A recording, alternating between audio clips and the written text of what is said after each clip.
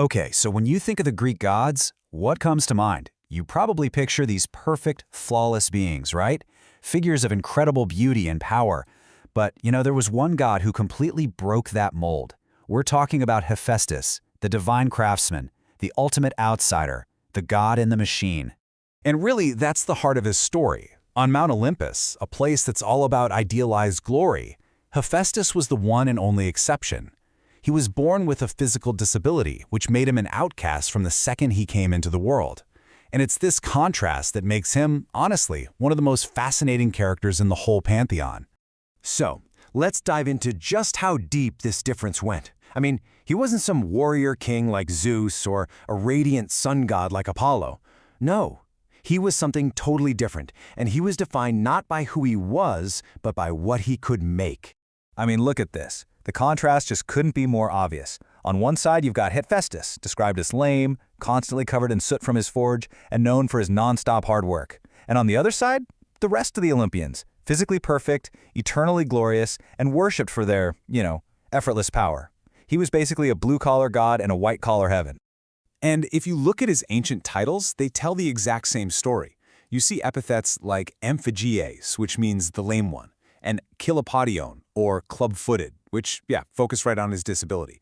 But then, right alongside those, you get Kletotechnos, the renowned artificer, and Polymetes, meaning shrewd or crafty, and my personal favorite, Aitholoes Theos, the sooty god.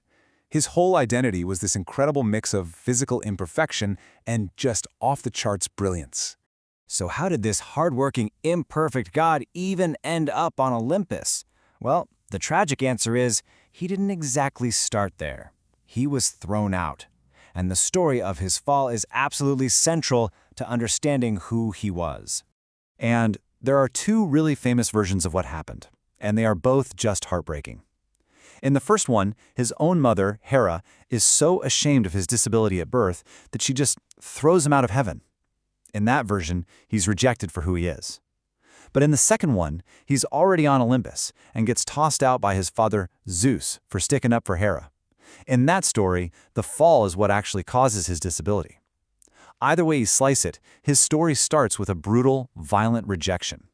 But Hephaestus doesn't just, roll over and accept his fate. No way. He plots his return, and he does it without brute strength. He uses the one thing the other gods just couldn't compete with, his mind and his craft.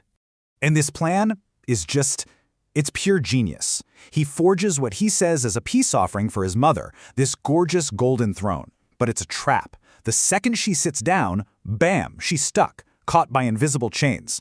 The other Olympians are totally powerless. They're begging him to come back, but he just says no. They can't force him, so they have to trick him. They send in Dionysus, the god of wine, who gets him completely hammered and then leads him back to Olympus on the back of a mule. He doesn't come back crawling. He returns as the hero of the hour, on his own terms. And this wasn't some obscure, little-known myth either. The ancient writer Pausanias actually talks about seeing a painting of this exact scene in a temple in Athens. So this image of the drunken, clever smith god making his triumphant return was a famous and, clearly, a beloved story. So, once he's back on Olympus, Hephaestus becomes completely indispensable. He's not just another face in the crowd.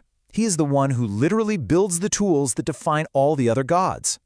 Just think for a second about all the iconic gear of the gods. Almost every single major piece of divine hardware came from his workshop. Hermes' winged helmet and sandals? Hephaestus. The sun god's flaming chariot? Yep, his creation. The impenetrable armor of Achilles? You guessed it, forged by the outcast god himself. He literally built the power and the symbols of the very same pantheon that once threw him away.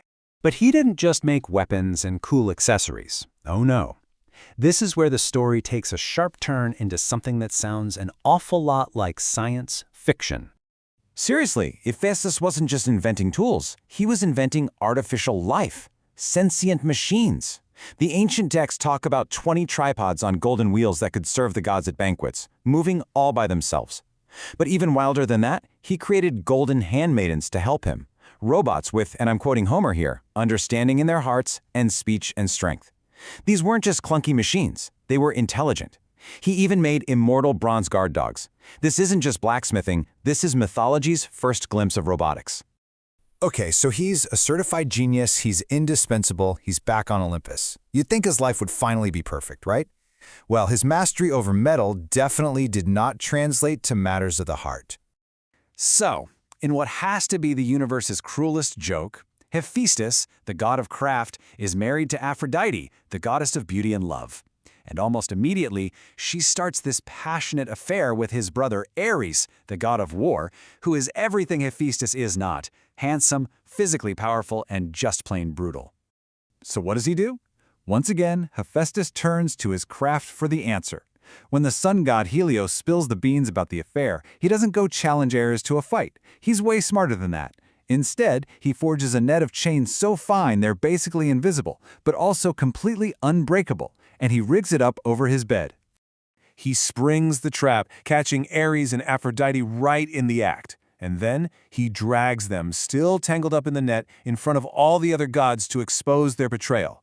It's a moment of victory for him, for sure, but it's also just incredibly sad. He wins, but he only wins by putting his own humiliation on display for everyone to see and laugh at.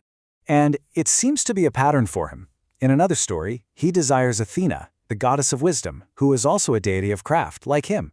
But she rejects him too.